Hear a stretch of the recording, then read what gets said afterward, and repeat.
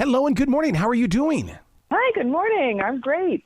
Thanks so much for having me. Congratulations on this book, because this right here is going to be the summer read. And the reason why I feel that in my soul is because you take your young readers somewhere. You allow them to tap into their own imaginations. And more importantly, you introduce the library back to a lot of people who don't know what a library is. Yes. I love libraries.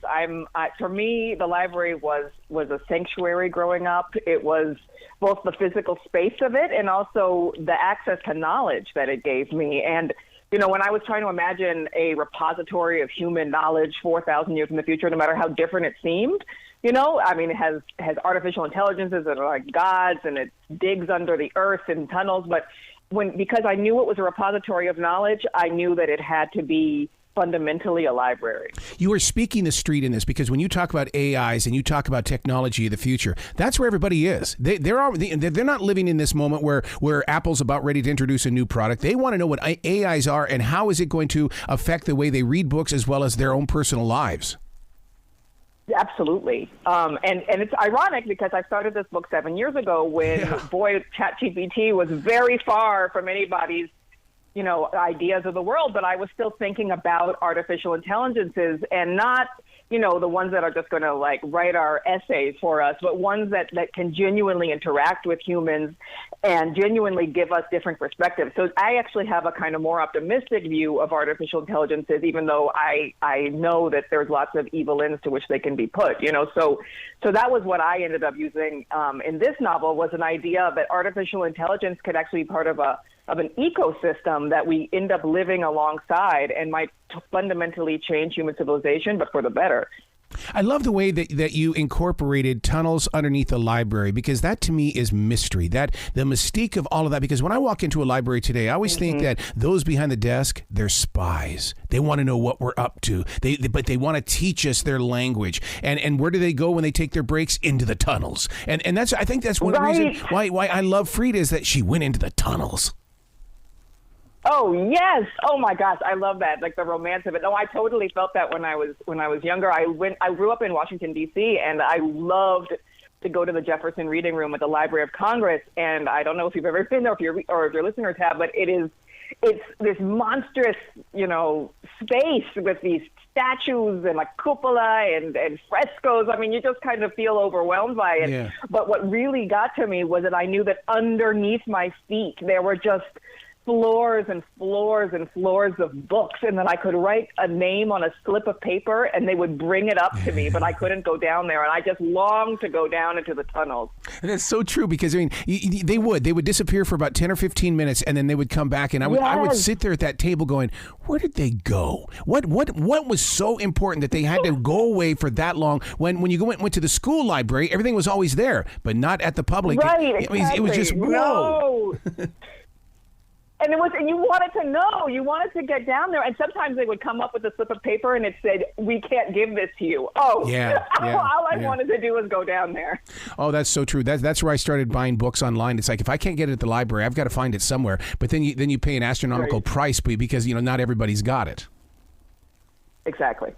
When you write a book like this, I know it took 7 years of your life, but I also know as an author, when and where a book hits you. How did it hit you, and where were you? All right, gotta be honest here. I was in the shower. So, this is a bit of a cliche, but I was in the shower, and I was editing a different book. I was editing my last young adult novel. I had no time at all. This is where books always get you. And I had this vision of a young woman who had left her home. I knew her home was called the library. I knew it was in many ways a wonderful place, but also a place that had severely disillusioned her, and that she was crossing a desert alone. And I knew she was going across the desert to meet a god, and that God might kill her. And so those were just the elements. I didn't know anything really about the library. I didn't know anything about the God. I didn't know why that desert was there. But Freida came straight to me, and that scene was central, and that scene is in the book. Okay. Now, I just noticed you said Freida. I called her Freida, so my apology. Now let's go to a different name, because I want to know how badly I'm going to pronounce it. Nergu? Am I saying it right? Nergu, you're close. You're close. Listen, this is a thing with fantasy novels. I hold it against no one. Like you have to make up all sorts of names. I'm never going to call anyone. Well, actually, if it depends on where it's set. But if it's 4,000 years in the future, all bets are off. All names are different. But to put yourself in 4,000 years in the future, I know what it's like to step into the writing room. What happens when you have to come back to this year? Did you have to go through any transitions? Did you have to step outside and go for a walk through a forest? Because I know what it's like to be on the radio in 6 different markets, and I never really left this city. It plays with the head and heart. Yes, absolutely. And I love it in a lot of ways. I love traveling. I mean, when I first started writing, for me, it was very much like I was between worlds. I didn't really, understand where I was, and I wanted to get away, and I wanted to imagine something different. And now I'm in very different circumstances. I actually moved to Mexico 9 years ago, and I live in Oaxaca now. And so a lot of it also for me was that I go into the future, and there's all of these, different ways of seeing the world, but I come back to my present. My present was still, I'm speaking a different language.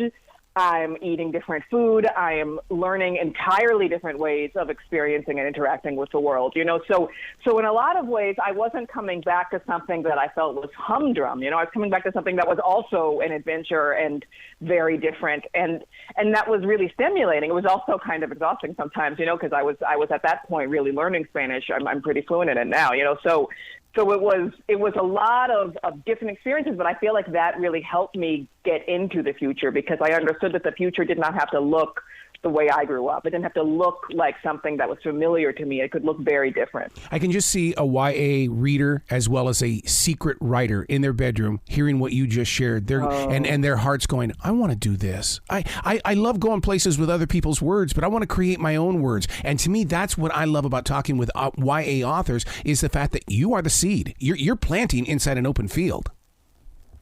Oh, and I'm so grateful to be able to do that. I mean, for me, my goal always in writing is to be able to open up spaces, to give room to young readers and especially young writers like I was who just wanted to be able to see themselves in the future, in fantasy, in the world. And I really wanted to create a narrative space that's big enough for young readers to be able to imagine something genuinely different. I wanted to support young people's imaginations. I think that's more important now than ever, with all these attacks on libraries, on learning, on knowledge, and I just, to me, the idea that any young reader could listen to me or read this novel and feel empowered and inspired to create something is the best thing that could possibly happen. A lot of readers don't understand that you and I, as we put words on a page, we hear the voices of each one of these characters. What was the inspiration between all of these characters coming together as one? Because you must have thought about somebody's voice, because it would really put into your commas and your quotations and the way it was played out. Yeah, it's funny because I do have the characters' voices in my head, but they come out in ways where I have to sometimes say it out loud. Yep. I sometimes hear it on the page and I realize that there's a snap, and that snap makes me hear the character, but sometimes I'll write a draft and I just, like, a character isn't hitting, and I'll have to go back and eventually suddenly it'll come together. And with Freida, I had her voice immediately. I had the Namarin, the war god's voice immediately. But there were some characters like Joshua who I had to go back. And once I had it, it was like, oh yes, there he is. But it was interesting because, I was trying to tune the dial, and I couldn't quite get their voices right for a long time. Speaking of going back, with all those tunnels underneath that library, this is not over. This is not over. Oh, absolutely not. There's so much more to come. There's the 4 human systems. There's all of the gods. There's so much more to explore. I mean, and my world building has just exploded. I mean, I have reams more, for sure. Well, I'm shocked that Disney has not reached out to you yet, or even Universal, because I mean, everything that you've got here is a series. I mean, this right here is what everybody's watching on TV too when it comes to binge watching. Oh, well, fingers crossed, because that would be fabulous as far as I'm concerned. All right. Yeah, because you have set your imagination on fire here, and when they pick up this book this summer, The Library of Broken Worlds, they're going to see inside their imaginations, but they're going to want to see actual moving pictures in front of them. Yes. Yes, absolutely. And I think, the wonderful interplay between what you see in your head and what you end up seeing on the screen and all of that. It's really fun too. Wow. Where can people find out more about you and give you some love? I am on Twitter and Instagram as Alaya DJ, and online at alayadonjohnson.com, and you can find out all sorts of things about me and follow me on Substack and read my book. You've got to come back to this show anytime in the future. I mean, the door is always going to be open for you. I love your passion, and I really feel that listeners as well as readers really are going to pick up on that and move it forward. Oh, thank you so much. This is a delight. Well, you be brilliant today, okay? Yes, thank you.